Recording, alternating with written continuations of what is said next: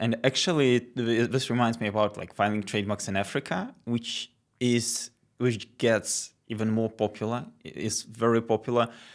A long time ago, when I started, Africa was it wasn't important for many multinational businesses. No one wanted to file trademarks there, do business there, and in the course of 10 years, it completely changed. Now, Africa is a hot destination for many businesses, especially from Asia. And every time we have more businesses applying for trademarks in Asia, in Africa, companies from China, from Indonesia, from Malaysia, from India as well, they apply for many trademarks. And the biggest, I don't know if you can guess it, but who was the biggest trademark applicant in South Africa the last year? It's very hard to guess. Oh, wow, I don't know. From what you said, well, apparently maybe some Asian country. That was a tricky question. It was the king of Saudi Arabia. Oh. I don't know why, but he applied for thousands of trademarks, literally thousands of trademarks in one go. Can you imagine this amount of work?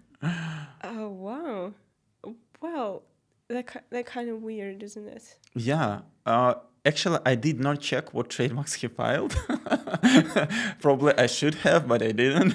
But maybe something related to, I don't know, like oil business or jewelry business. Might or be. maybe some services, I would guess. I know they have this strategy of changing the profile of the country to make it less reliable on natural resources and more Yeah. reliable on tourism, on building, constructions, and innovation. So I guess it might be related to this, but And also, they're becoming a more open country yeah. and trying to change some laws as well. So I believe protecting their IP elsewhere, that was a hot topic then. Yeah. Well, it should be. And I guess they filed not only in South Africa, but in all the countries of Africa. And it's worth mentioning that if you want to apply for a trademark in Africa, there are a lot of countries, 50 countries, I think. And each country has a separate trademark law. Sometimes they speak different languages. The law changes constantly, so it's kind of very difficult to apply for a trademark and file and get your trademark registered in Africa, in all the countries, I mean, because there are some treaties which facilitate the process, like the ARIPO treaty, the OAPI treaty, and they are they are okay. They are very good for protecting, but they cover only some of the countries. Like the OAPI covers only the French-speaking countries, and by the way, it's very reliable. I like the system. It works almost as the EU trademark system. Very good, very reliable. Nice. That's a nice way to get a unitary trademark. Right, and you can cover many countries. It's very cost-effective. I was amazed how, in general, efficient it is and cost-effective it is to cover those countries.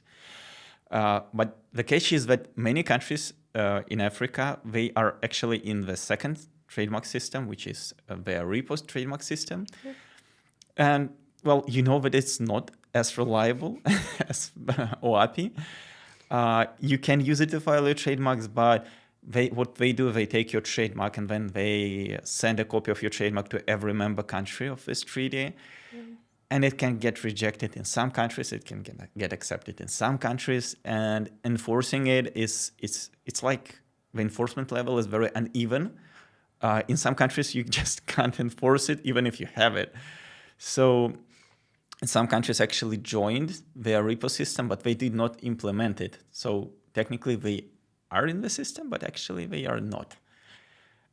And this makes getting a trademark in Africa even more difficult, even more unreliable if you are not an expert in this niche, in this region. And it's also worth mentioning that there are a number of countries which are not part to the ARIPO agreement, not part to the OAPI agreement, and there you need to go country by country. They are not part to the WIPO system as well. So you just need to apply for your trademark locally and go directly to the application. And here we go, like the power of attorney, which needs to be sometimes legalized, like in Angola, or in Libya, for example, you need to legalize a lot of documents. You need to prepare like a comprehensive list of documents. Yeah, it's very difficult to get a trademark in Libya.